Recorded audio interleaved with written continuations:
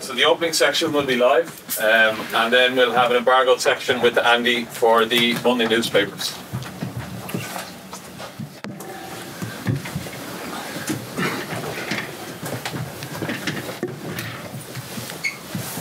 If you could raise your hands, please, if you have questions. Yeah, ready to go, Michael. Hi, Andy Farrell. Maybe just give me your assessment of that match, please.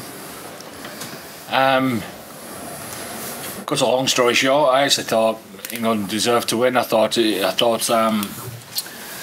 know, we fought back unbelievably well against the run of play. Sometimes, you know, it's certainly coming in at half time like that, and again in the second half, finding a way to get ourselves in front.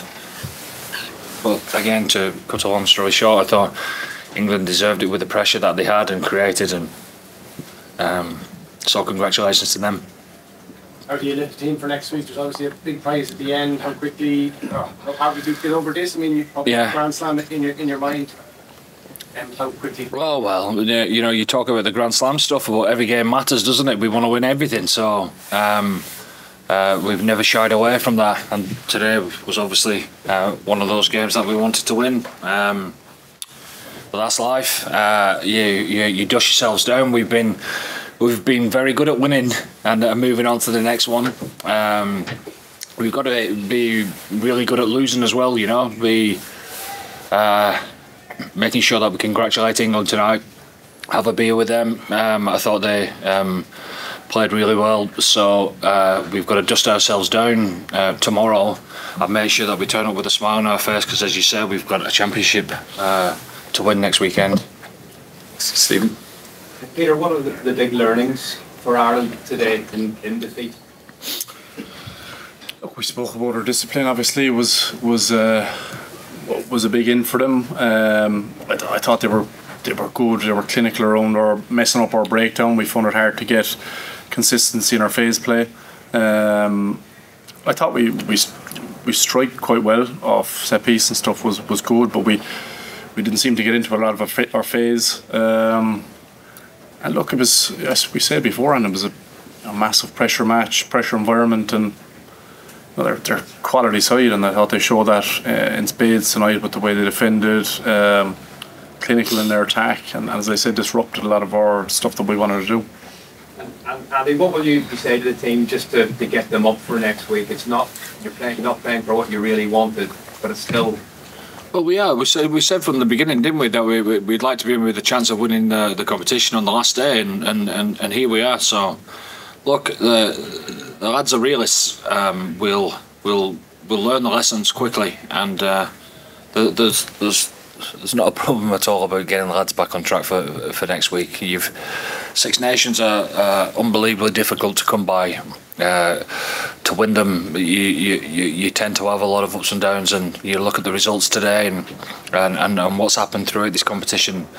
That's why we love it so much, isn't it? You know, I suppose for the neutral as well, that was a fantastic game to watch, and we was on the wrong side of that, but there'd be absolutely no problem whatsoever getting back to work next week for what is a super important week for Irish rugby. Sorry, Stephen, we have a few people to get around. Thank you. Yeah, Peter, you alluded to breakdown pressure. If you look back at Ireland over the Six Nations campaign, your hallmarks have been the barrier set piece and the chaos you created, breakdowns, and you really didn't get the football in either of those quite as I would expect you to. What would you put that down to? We didn't get a foothold in set piece or breakdown. That you didn't quite get the dominance in the set piece. Yeah, because look, we were playing against a quality side. I thought some of our set piece stuff was good. You know, they're a good scrum, they're a good set piece, and good line of defence, good line of attack. I thought we got on okay set piece wise.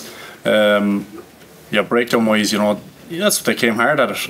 You know, we spoke about it beforehand, and you know, they were good. They disrupted us. They were clinical in the way they did it. Positions of the pitch, they picked and chose. So yeah, look, it was a savage battle out there. Sky Sports. Andy, a lot of people were surprised by that England performance. Were you at all? No, not at all. We so I mean, look at the quality of the the players that they've got, you know, and it's certainly when you're coming off the back of a defeat, it tends to concentrate the mind a little bit. Hopefully it does for us next week. We always prepare for every game for everyone to be at the best. I thought they were super tonight. I thought they were physical, they were challenging on the game line, and played a nice brand of rugby at that as well. And you and Steve were exchanging a few words at half time down the tunnel. What was that? Just how you doing, Steve? Nice to see you again. Not spoken to you for a long time. All good. Sorry, forgot. Ruth. Down the back. Well, he had a good time. Yeah, brought a smile to my face. I needed one at that stage, so it was nice to see him. I think he had a half and half. He had a half and half. He was very torn. He didn't know what to do. I tried to get him to support Ireland, so I had to leave him alone in the end because he was very confused. Okay, that's it for the live section, Peter. You can scoot off. I'm going to just invite Monday newspapers to come up to the table if you this is embargoed, please. I'm going to continue with Andy.